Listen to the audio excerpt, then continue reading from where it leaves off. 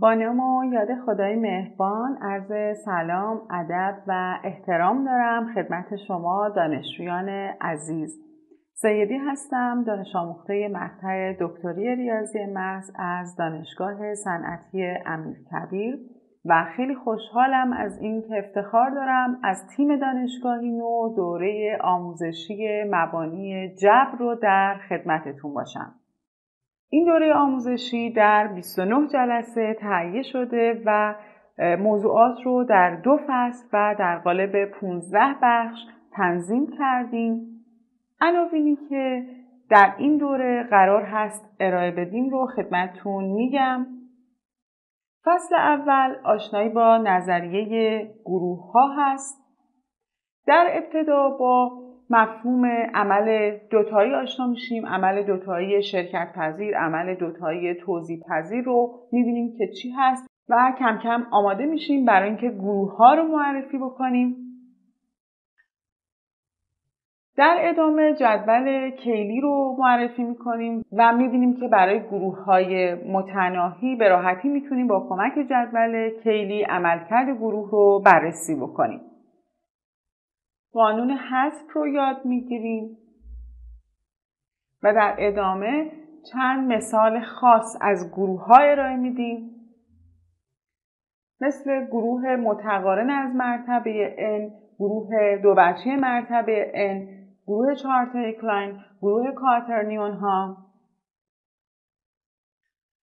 همینطور خواهیم دید که در داخل گروه ها ممکنه زیر مجموعه هایی وجود داشته باشن که خودشون گروه باشن و به این ترتیب با زیر گروه ها آشنا میشیم و میبینیم که ممکنه گاهی اوقات توی یک گروه چند تا عنصر خاص از اون گروه بیان کل گروه رو تولید بکنن، مولد یک گروه و همینطور گروه دوری رو میشناسیم.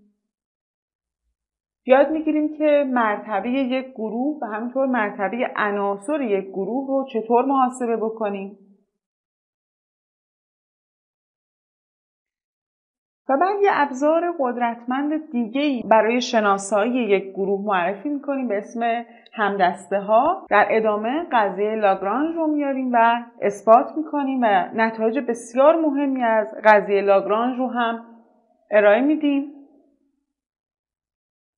زیرگروه نرمال و گروه خارج قسمتی رو میشناسیم. قضایای بسیار مهم یک ریختی گروهی رو ارائه و اثبات میکنیم. ببینید ممکنه یه سری گروه ها باشن که خیلی شناخت ازشون نداشته باشیم ولی با کمک قضایای یک ریختی گروهی اونها رو تبدیل میکنیم به گروه هایی که از قبل میشناسیم و ازشون اطلاعات داریم. و همینطور قضیه بسیار بسیار مهم کیلی رو بیان و اثبات میکنیم.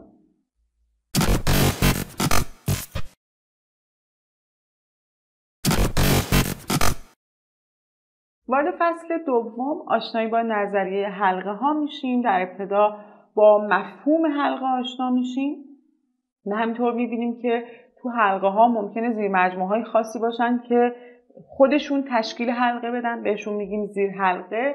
با زیر حلقه ها آشنا میشیم و همینطور یاد میگیریم که مشخصه حلقه به چی میگن. چند تا مثال خاص از حلقه ها ارائه میکنیم، مثل حلقه چند جمله ها، حلقه سری های توانی، حلقه سری های لورن.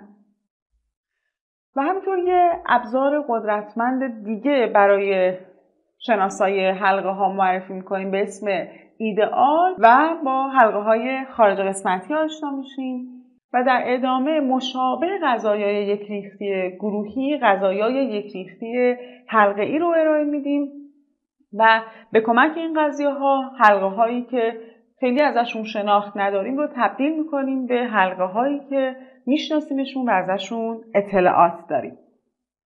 ببینید هیچ مبحثی از ریاضیات و به ویژه مباحث مجرد بلافاصله قابل درک نیستن و باید با صبر، حوصله و پشتکار قدم برداریم. در این بین حل مسئله هم بسیار نقش مهمی داره و میتونه خیلی کمک کننده باشه. بنابراین سعی کردیم که مفاهیم رو با مثال ارائه بدیم و در پایان هر بخش هم مسئله های جالبی رو ارائه بدیم. سعی کنید که مسائل رو اول خودتون روش فکر بکنید و بعد توضیحات رو گوش بدید. همین تنوع مسئله میتونه خیلی به شما کمک بکنه و ایده های جالبی به شما بده برای حل مسائل دیگه.